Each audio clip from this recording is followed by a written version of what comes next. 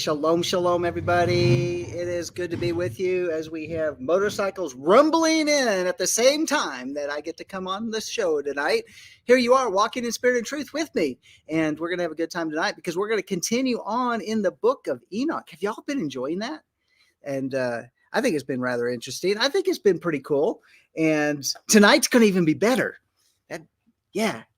Tonight it's packed. I don't know how far we're going to get. We're going to get a little ways down in here, but the saga of Enoch is going to continue and you don't want to miss one bit of it. So it's going to be really good.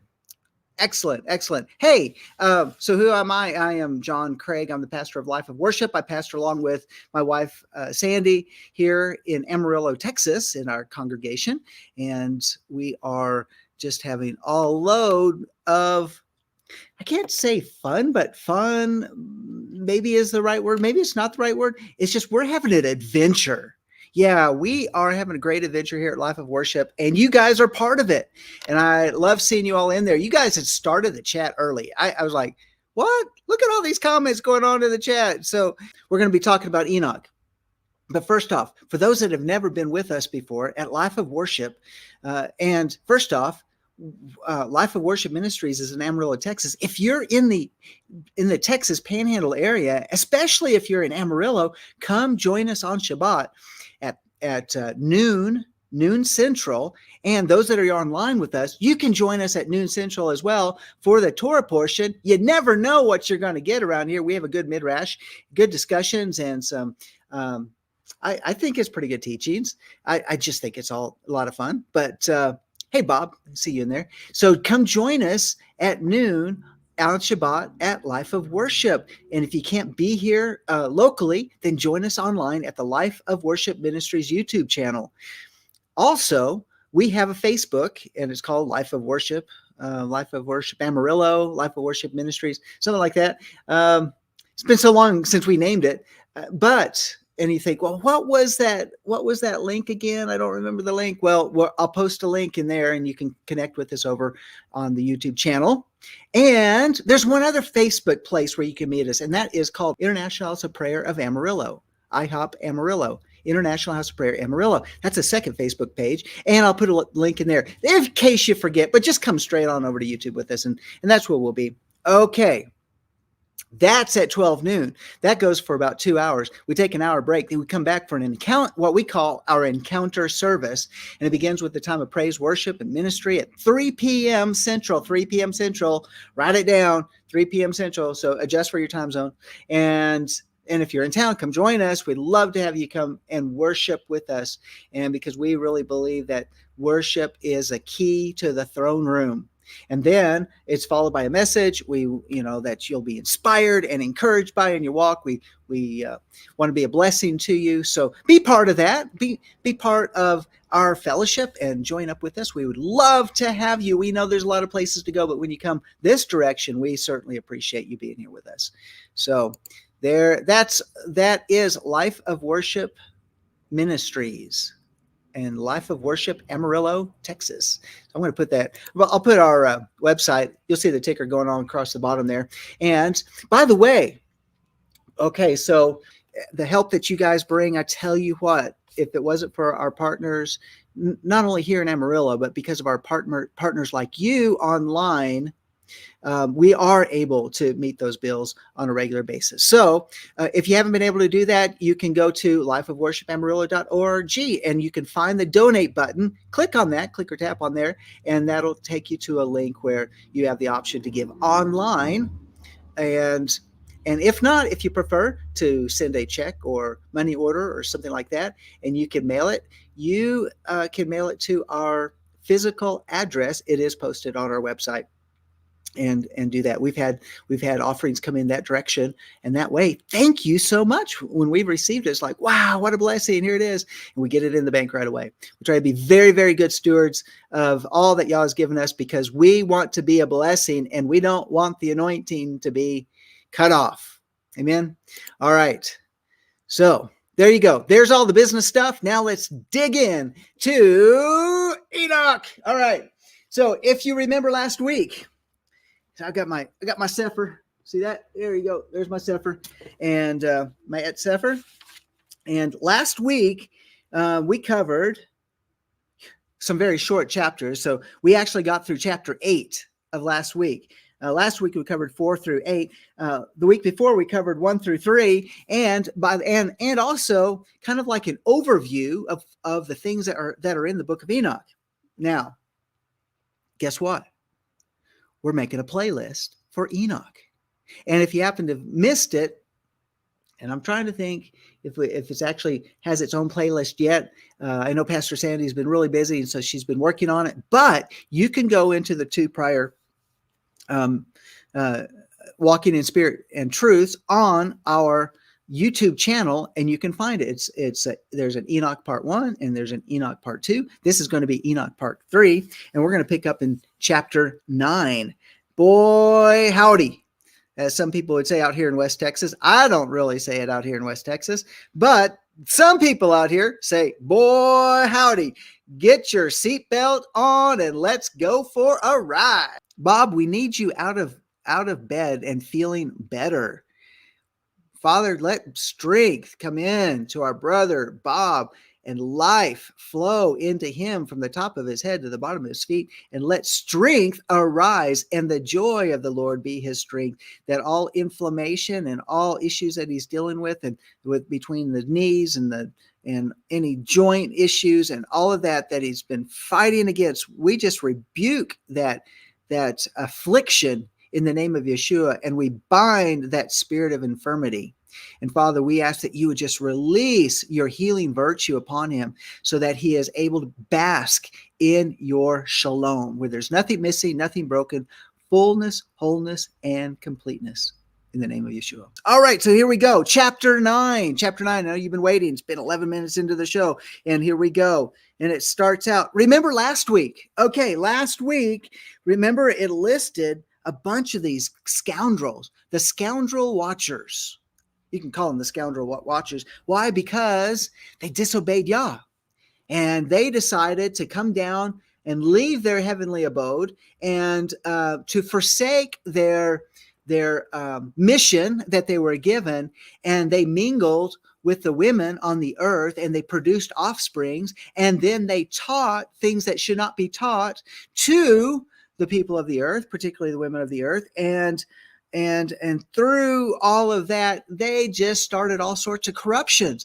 The corruptions is what is going to be addressed this week. And now, even though we have all of these corrupt scoundrels of the watchers that were banned from being in the presence of the Most High, banned from entering in to the third heaven, they were left forever, not only just to be left out of the third heaven, even out of the second heaven, and out of even this planet Earth. They were going to be placed in the depths of the darkness of earth, which some would call Sheol, some would call hell. Some would say, that's a place I don't want to go. Either way, hey, this is where we're starting, and that's where we're picking up with. Linda, it's great to see you. And you know what?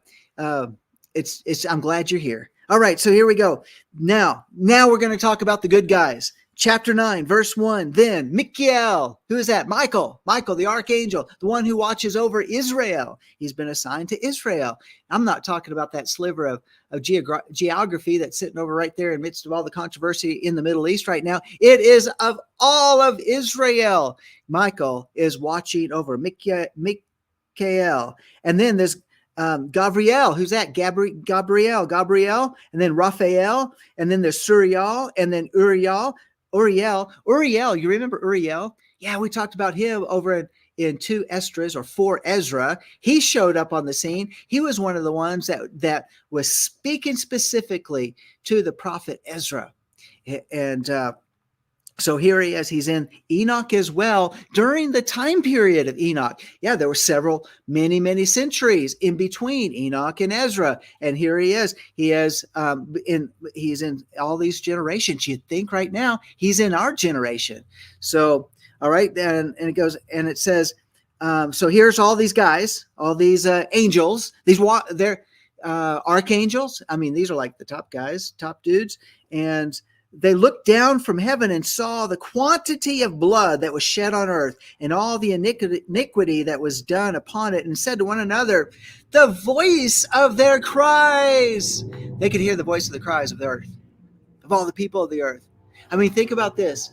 There's so much corruption that's going on the earth that these holy angels of Yah, these holy messengers, these malakim, they kind of get together and it's like, dude, what do you hear?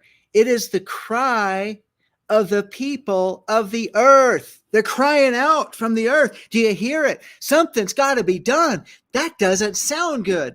I mean, think about it. The giants, what are the giants doing? They're eating the humans. You wonder, it's like, who is left to be washed away in the flood? I mean, I remember some of those paintings and stuff of Noah's Ark. Do you remember those Sunday school paintings of Noah's Ark? And there's Noah looking out the window or something like that, and maybe a giraffe sticking his head up. And then there's all these people that are all swimming around in a torrent of waves and water, and it's raining and all that sort of stuff. And you see all these people, and I just think, I wonder actually how many of those were actually left by the time that the flood came. That the only people maybe that was on earth could have been just Noah and his family. No, I mean, I don't know. It's just me throwing something out there. There's probably a lot of mankind because there was iniquity everywhere. I mean, consider the influence of the watchers upon their offspring, which were the giants, and then the giants and their influence upon their kingdoms and their realms that they were on. I mean, there's all sorts of corruptions going on because as the head goes, so goes everyone else. Yeah. You wonder what's going on in America? Well, go back a couple presidencies again, started in around 2008. Okay, go back to there and then think what corruptions entered in the United States. What doors were open, flung wide in the United States? Like, remember in 2016, they put up the different colored lights in front of the White House? What doors were opened up? And after that, how many story times with the clown-looking people started in America? Many of them with really, really bad records. And here they are with our children. So, think about all of these things. The corruption that was upon the earth. I bet you, as we're in the days of Noah, right? As in the days of Noah. Al says Canada here is becoming very strange and scary. I mean, yeah. I mean, totally. It is so right. And it's just, I live in my little shell bubble of a world, and I don't see anything locally happening like some of the big cities and all this other stuff that's going on. But when I pick up the reports, I'm like, whoa, woe is me, Father. Woe to the inhabitants of the earth for the things that will come upon the earth, because the blood that's flowing upon it, the blood that's flowing because of illegitimate deaths, from war, from the abortion industry to, those medications that cause women to lose their babies, all those different things. What is up with that? That's just sheer evil. Why? It's because it is murder. That's what it is, straight murder. Do we not hear the cries? Would not Yah and his holy angels not hear the cries today? I bet you right now, Michael, Gabriel, Raphael, Suriel, Uriel, I bet you every one of them are hearing the cries going on today. I bet you they are. I bet you they're listening and hearing the voice. But there's more to those cries, by the way. It's not only the cries that's coming from the people that are alive, but the people that are crying out from the earth, like Abel crying out from the earth, his blood crying out from the earth. I bet you to have angels' ears. I don't know if I'd want angels' ears. They would hear the things that they could hear and the frequencies that they can hear above and beyond what we can hear. Let's go on. Verse 2. The earth deprived has cried even to the gate of heaven. The earth deprived even cried to the gate of heaven. And I think about even how all of creation cries for the revealing of the sons of man, the sons of Yah, to be revealed.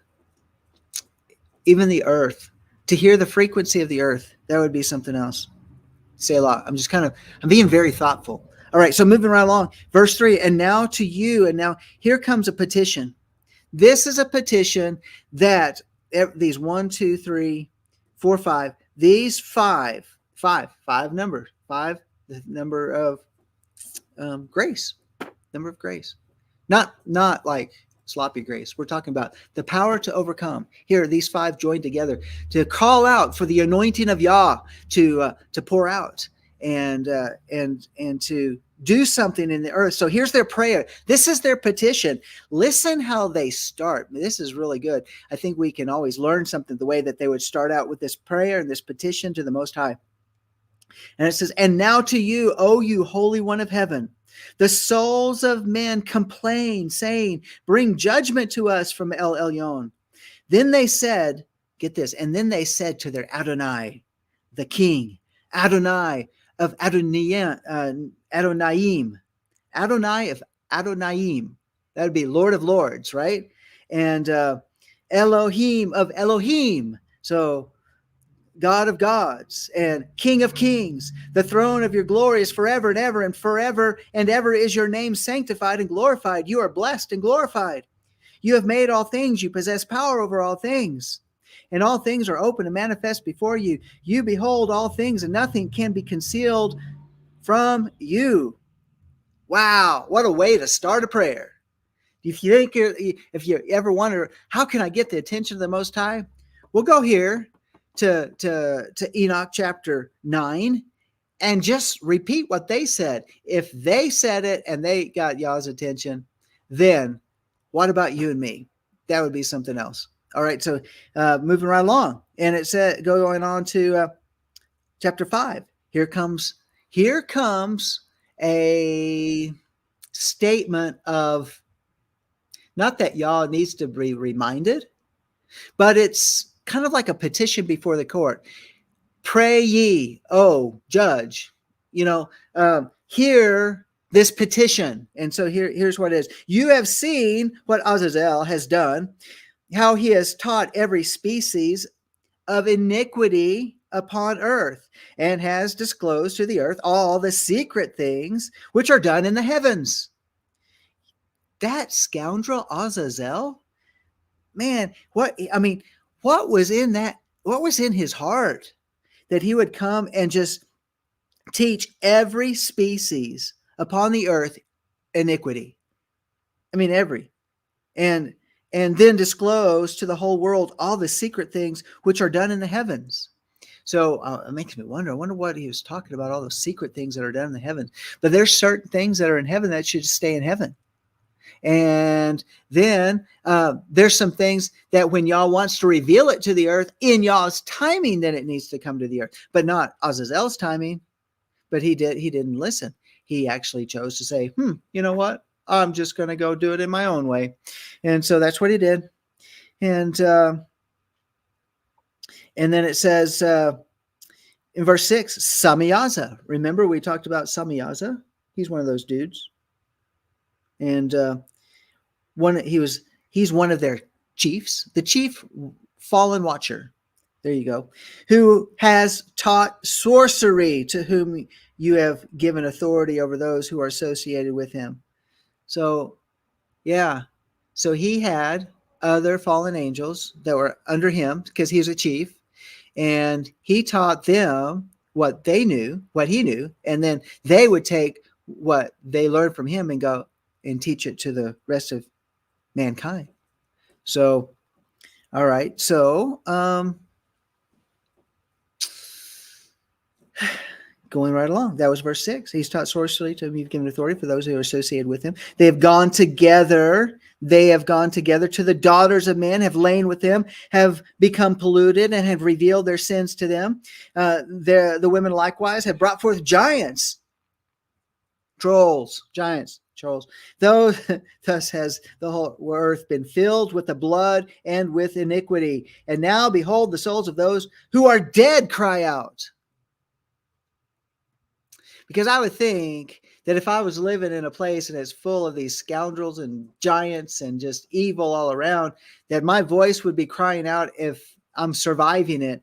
But even still, those that were slain and slaughtered by these evil hosts and wicked beings, they're crying out. And it says, and complain even to the gate of heaven. Well, what happens at the gate of heaven? Remember? What happens at the gates of a city? That's where the business is conducted. That's where justice is administered. So why would they cry out to the gates of heaven? So that proper justice and the proper business of heaven can be administrated. So there you go. So they're crying out, and their blood's crying out to the gates of heaven, and their groanings ascend, in verse 12, nor can they escape from the unrighteousness which is committed on earth. You know all things before they exist. You know these things and what has been done by them, yet you do not speak to us. What on account of these things ought we do to them? So you know what they're doing? It's like they're petitioning the judge. They're petitioning the Most High, the Holy One of all of Israel, and of all the earth, of all of creation, of all of the universe. And they're like, and I think what they're really saying here is, hey, what are your orders? We are awaiting your orders because we know these things are not escaping you. So therefore, here we are. We're ready. Kind of like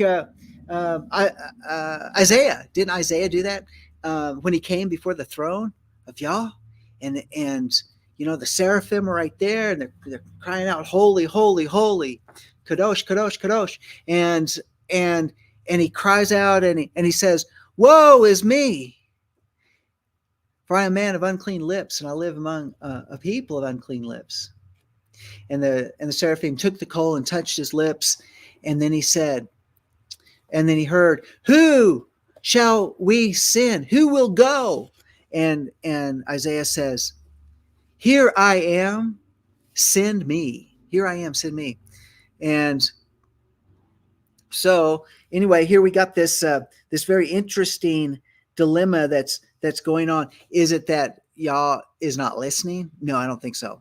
I think they're just simply asking for their mission. We need our mission. General, come, give us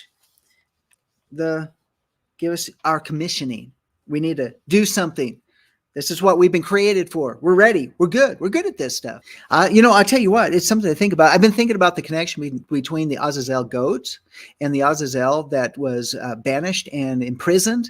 And honestly, there's some metaphors in that. I really believe there's some metaphors in regards to this goat that's called the Azazel goat that's taken out into the wilderness to die. In other words, to represent to the people of Israel, remember, this can be your ultimate fate if your sins are not forgiven, if you don't come with, requesting the remission of your sins. So anyway, I just kind of think about, there's got to be more connections. And I'm open to studying this out even more and more. Cause I as I keep seeing Azazel, we went through even over in, I think it was over in Fort Ezra, we came across Azazel. So, but yeah, right, Bob, I don't think it's a coincidence at all. I don't think it's a coincidence. So, yeah. The goat. Yeah. If there's anything that connects it to the Azazel goat is those Baphomet statues that they're trying to put up in the capitals and different places around the country. That is like totally disgusting. But if you want to get a picture, and you got this big old goat head on that figure, ugh, that's all I'm saying. Chapter 10. Let's go to chapter 10. Got to get off that subject. Ugh, ugh. That's all. I just like, ugh. It makes me like feel like, ugh. It's not nauseous, but just like yuck. That's ugh. Okay. I'd rather put up the 10 Commandments. Didn't they put up the 10 Commandments? Yeah, in Tennessee. In Tennessee, they passed a law to post the 10 Commandments in every classroom. Isn't that something? Isn't that something? That's a praise Yah. All right, chapter 10, verse 1. Then Elyon, the great and holy one, spoke and sent. Okay, I practiced this name. Let's see if I can practice it again. Arsa Yalal Ur. We'll just call him Arsa. Arsa Yalal Ur. He said, and sent that character, Arsa, we're just going to call him Arsa. Sent him to the son of Lamech. Oh, wait a minute. The son of Lamech? The son of Lamech, who's that? That's Noah. So he's sending a messenger to Noah. Did you know that Noah had a messenger from the Most High come speak to him? But wait, there's more. There's more that's going to be talking to Noah. It says, saying unto him, so let's go back to the message that Arsa has given to him. And it's saying to him in my name, conceal yourself. Then explain to him the consumption which is about to take place, for all the earth shall perish. The waters of a deluge shall come over the whole earth, and all things which are in it shall be destroyed. It's like, wow, I've never seen a rain puddle before. And you're talking about this deluge of water. How's that going to happen? Can you imagine that? Yeah. So anyways, he gets a secret, but of all different things, he has explained to him this consumption, but he tells Noah, conceal yourself. Conceal yourself. Didn't want the word to leak out to the watchers or to the giants or to anybody else on the earth until it's the appropriate time. Until it's the appropriate time. But here in chapter 10, we're going to get a hint of maybe why we understand that in I think Peter talks about it, that Noah was a preacher of righteousness. Well, I think we're going to see that right here. We're going to understand where this connection comes. Did you know that righteousness and uprightness is directly connected to the fruitfulness of the earth? Yeah. So farmers, it's very important for farmers. Very important. We need you farmers to be upright and full of righteousness, following Torah, so that your land will produce. Well, we'll get to that. All right.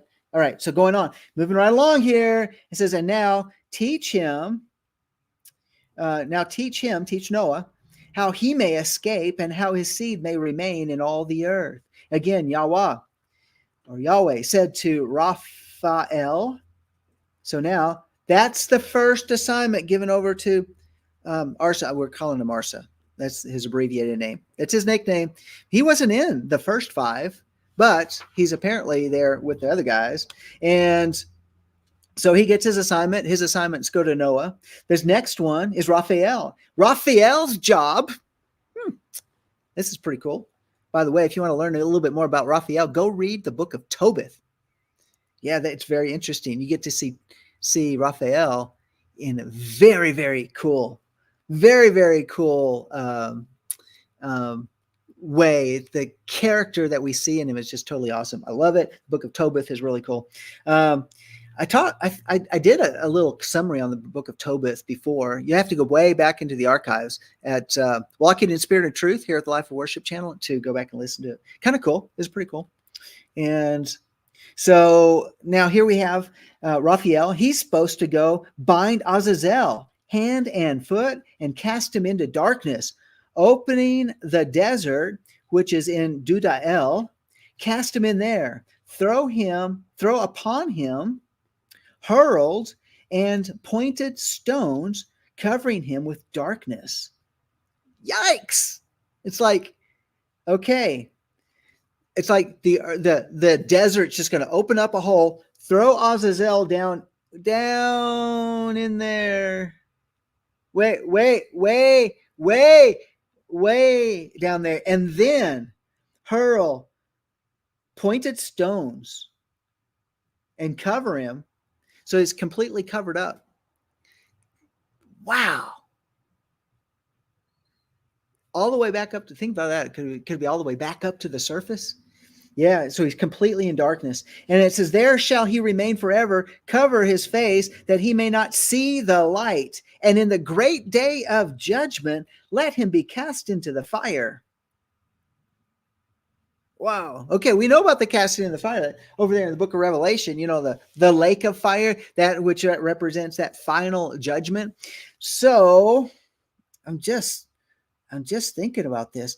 Think about this, about the Azazel goat. The Azazel goat, what did tradition end up doing? Instead of just going out there into the wilderness and releasing the Azazel goat, they would take that Azazel goat to a cliff and then push that goat off the cliff. Kind of reminds me like Raphael bound up Azazel hand and foot and then threw him into this pit and then covered him with pointed rocks. Verse 10, restore the earth which the angels have corrupted, announce life to it that I may revive it. All the sons of men shall not perish in consequence of every secret by which the watchers have destroyed, in which they have taught their offsprings. All the earth has been corrupted by the effects of the teachings of Azazel. To him, therefore, ascribe the whole crime.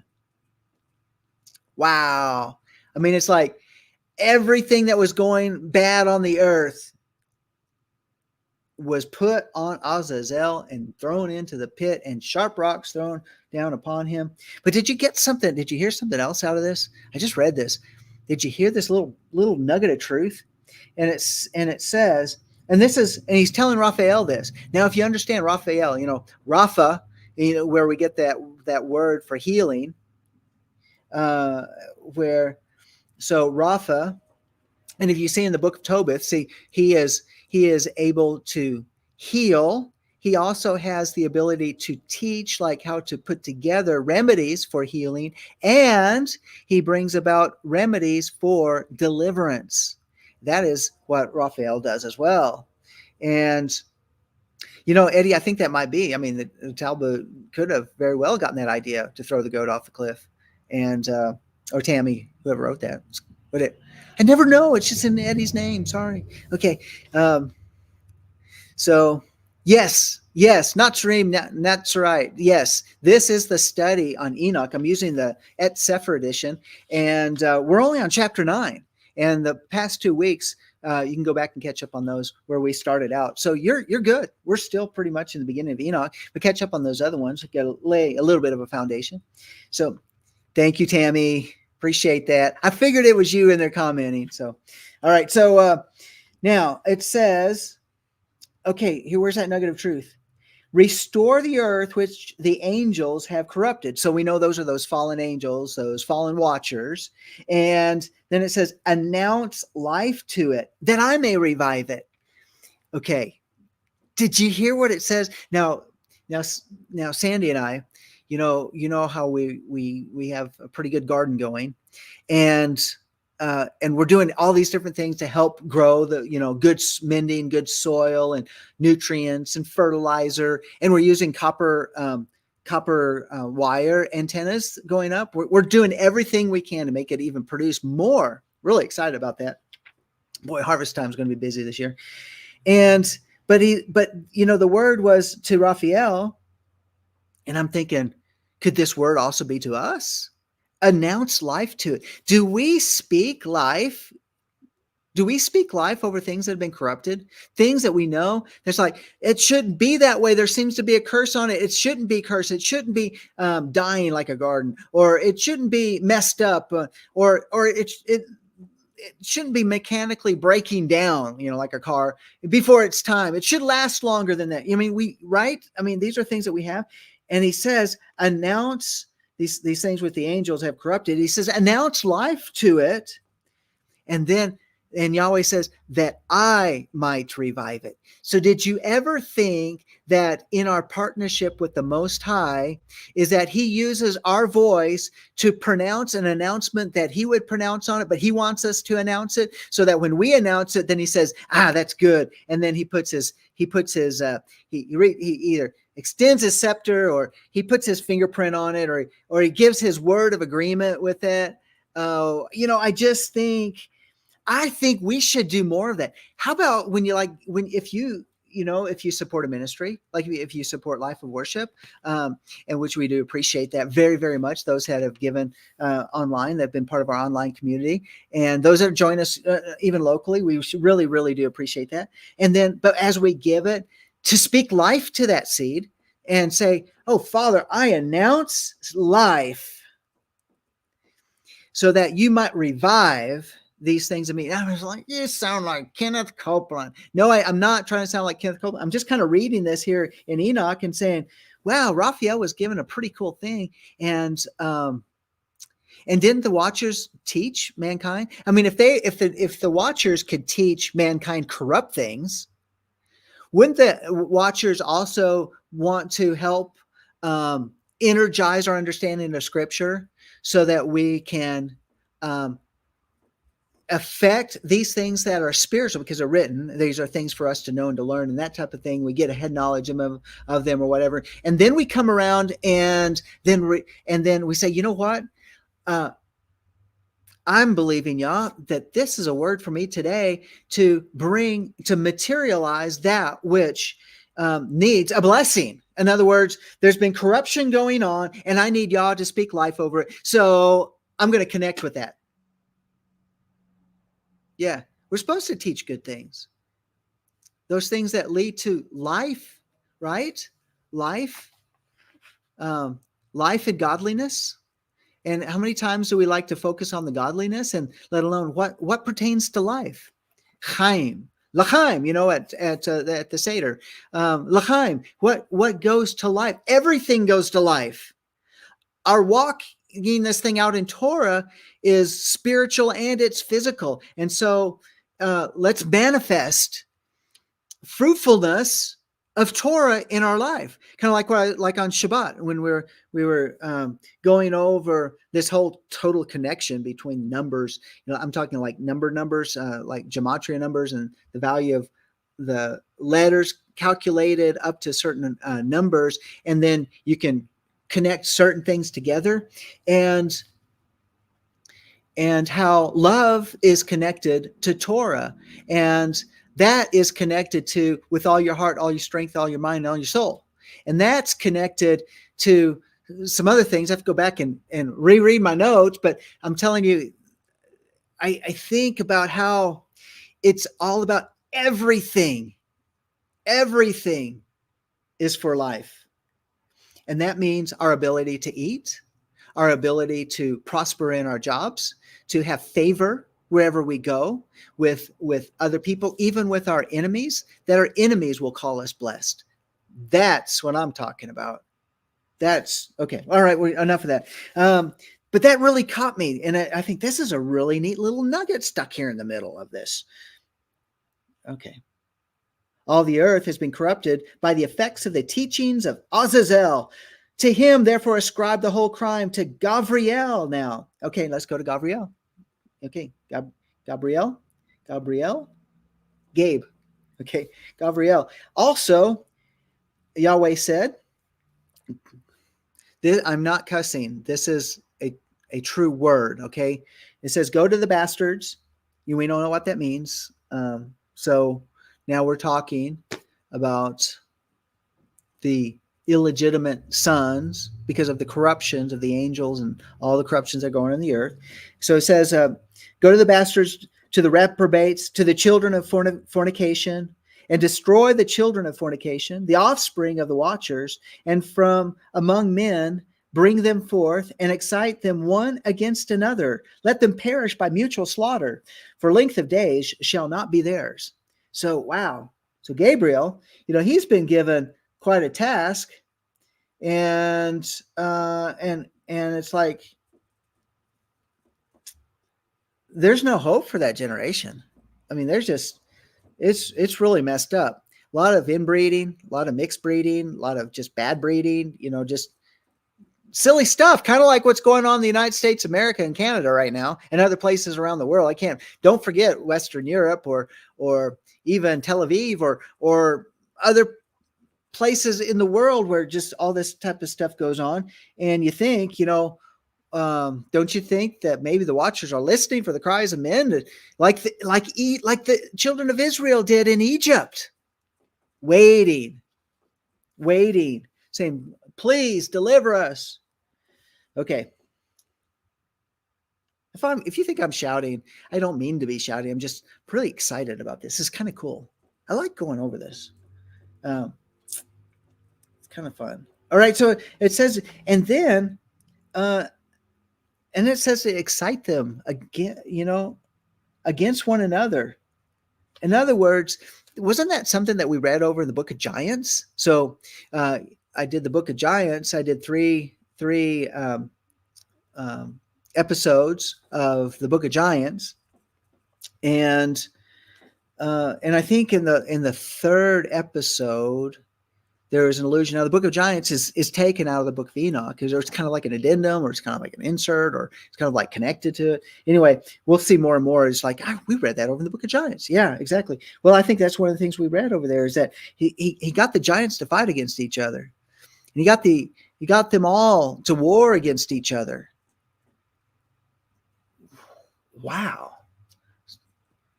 Feels like Matthew 24, when Yeshua's warning us that there's going to be wars and rumors of wars and all of that. We're all fighting against each other, and then we look at like the amount of slaughter that takes place in the book of Revelation, and how many people, like millions and millions, billions of people dying. You think, wow, what happens? What happens when those angels are released from the river Euphrates? Oh, to Michael. Likewise, Yahweh said, "Go and announce his crime to Samiyaza." Okay, so announce to Samiyaza his crime, and to the others who are with him, who have been associated with women, that they might be polluted with all their impurity, and with all their sons, and shall be slain. And when they shall see the perdition of their beloved. Wow. Huh. So, yep. Wow. He's saying, I mean, it's pretty sad. You've seen those stories where, heard about the different stories where maybe a father has been, and a family is brought into captivity, and and even the kings of Israel, where they're forced to see the slaughter of their loved ones right in front of them, and then their eyes are gashed out. So that was the last thing they ever saw. But we should have no feelings of remorse for the sake of the fallen, because of what they did with the corruptions, and they turned against the Most High. So we don't have any remorse for that. We don't have any what's the word? Concern. They did some bad stuff, but it says here, bind them. So this is Samiyaza and his angels that are under his authority. Bind them for 70 generations underneath the earth, even to the day of judgment and of consumption, until the judgment of the effect of which will last forever be completed. Then shall they be taken away into the lowest depths of the fire and torments, and in confinement they shall be shut up forever. So there's another revelation, thrown in the lake of fire type of thing. Immediately after this shall Samiyaza together with them burn and perish, and they shall be bound until the consumption of many generations. Destroy all the souls of the addicted to lust, and the offspring of the watchers, for they have tyrannized over mankind. Let every oppressor perish from the face of the earth. Let every evil work be destroyed. Okay. All right. Stop there. Verse 20. Okay. So think about this. I'm just thinking, okay, they're to be bound for 70 generations underneath the earth, even to the day of judgment and of the consumption, until the judgment, the effect of which will last for be completed. So I'm thinking, is there a period of time that those are the ones that are released, that come upon the earth? those that are held up and bound at the river Euphrates. I don't know. Maybe we'll find some more out here in the book of Enoch. I haven't read all the way through it. I'm going through it just like you are. And I find these things very fascinating. It makes me pause and think. And I'm connecting. I'm connecting this from the different things that we've learned studying Torah and getting the perspective that has come for many centuries from the I don't know, what do you call them, the rabbis and stuff. They've got some interesting things, and you think, where did they get it? Well, did they borrow this from Enoch? I don't know, could be, right? So but then it says, destroy all the souls addicted to lust and the offspring of the watchers, for they have tyrannized over mankind. And I think it sounds so much like today. I think about those people who think that because they hold a position, and whether elected or not, and I'm telling you, whether it's we thought they got voted in or whether they just got put in saying they got the votes, it doesn't really matter. They're in the position of power, and they tyrannize. They have their tyranny over us. They're tyrannized over mankind. Makes me think it's like, they're like terrorists. They terrorize over mankind. I mean, how many people just sigh and moan over the conditions of the earth and think, can you believe it? I mean, they want to cut off coal plants by 2035. No more coal plants in Western Europe and North America. Yeah, they just signed off that this week. What? Coal plants? Like cheapest form of electric energy? But tyranny. It's tyranny over us. Why? What's it going to do? It means that we can't have power. So we won't have power in our homes. And then when we're forced into electric cars, we won't have the ability to charge our cars. It's all that silly stuff. Common sense thing to say, well, that's kind of dumb. Yeah, it is. And China says, well, we got really cheap energy because we keep building coal plants. I'm just saying. All right, so going on, it says, but now here's the thing. All right, okay, we got a few minutes. 21, verse 21, the plant of righteousness and of rectitude appear. So the plant of righteousness and uprightness, it says rectitude in my version, and its produce become a blessing.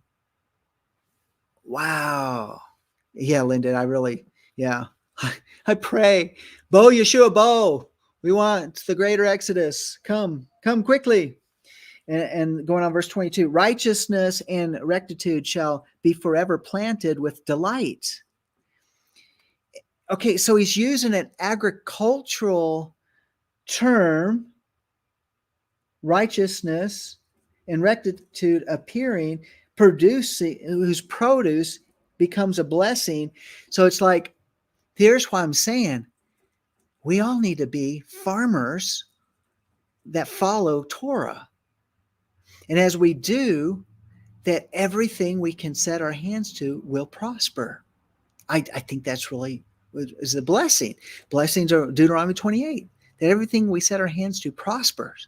We're blessed in the city, blessed in the country, blessed in our going out, blessed in our coming in, blessed in our eating basket, blessed in, it, blessed. And then if the enemy comes in one way, then we can run him off 7 ways. And if he steals, he's got to pay us back 7-fold. And so righteousness and rectitude shall be forever planted with delight. And then shall all the Kodashim, the holy ones, give thanks and live until they have begotten 1,000 children, while the whole period of their youth and their Shabbathoth. Okay, that's from an Ephronite. Shabbathoth. Okay, their Sabbaths shall be completed in peace, and their Sabbaths, Sabbath plural, shall be completed in peace in those days. In those days, all the earth shall be cultivated in righteousness and shall be wholly planted with trees and filled with benediction. Every tree of delight shall be planted in it. Okay, now we can look at that as 2 different ways. Natural trees planted, that's very fruitful trees, trees that are good for food. Trees are, nuts and fruits and all that good sort of stuff, and for firewood and, all that, we can look at it that way. And the trees of the field shall clap their hands. That's you and I. That we will, every one of us, be a tree of delight before Yahweh. And yeah, Shabbatot. Yeah, and so they put it in with TH on those, Shabbathoth. So that's why I said they must be from Ephraim.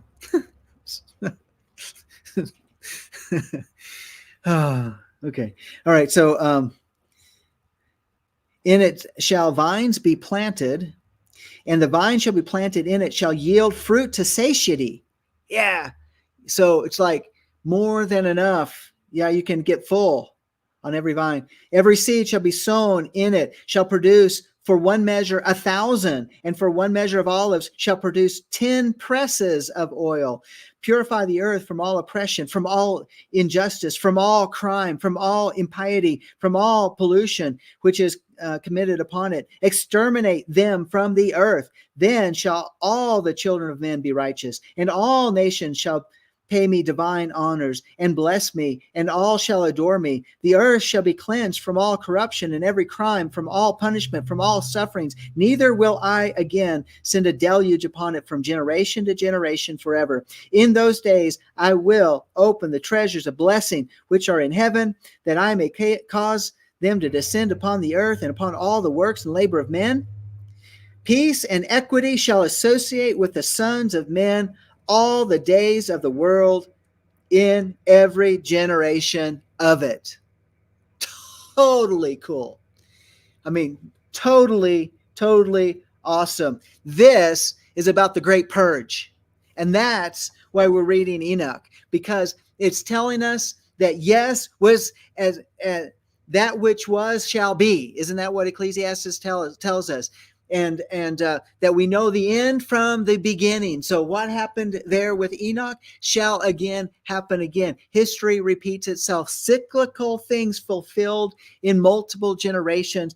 Y'all, I am just I can't wait. And we hear that sound of the shofar. By the way, I think it was Mike from around the world was saying the sound of trumpets is being heard again all around the world. I heard that. I heard him talk about it this last week. I haven't heard it. I want to hear it. I would love to hear it. And it's different from the times that was sounded like the sounds of the shofars before. So I don't know. Anybody, if you've heard anything about the sounds of the trumpets, I want to know about it. If you got a website, if you got a YouTube, you got something that's picked it up and you got the audio, I want to hear it. We are about out of time. We're on a little bit of a journey there. We just got through chapter 9 and 10, chapters 9 and 10. That was really interesting. Did you guys find that interesting? I thought that was just so cool. I'm really excited. Guess what? Next week, chapter 11. Oh, wait a minute. There's no chapter 11. It skips from chapter 10 to chapter 12. Guys, yeah.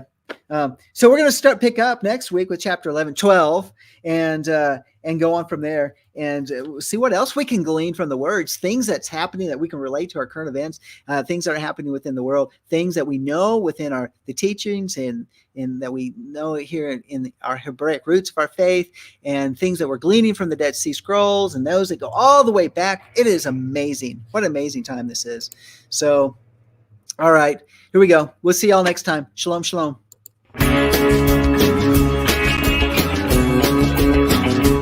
We are richly blessed to bring you what we believe is the fullest, most diverse, yet up-to-date progressive teachings, discussion, and prayer programming you can find anywhere on this planet. Be sure to take the tour of the MessianicLambRadio.com website. I'm Susan Hoogie, thanking you for joining us on the Messianic Lamb Video Network.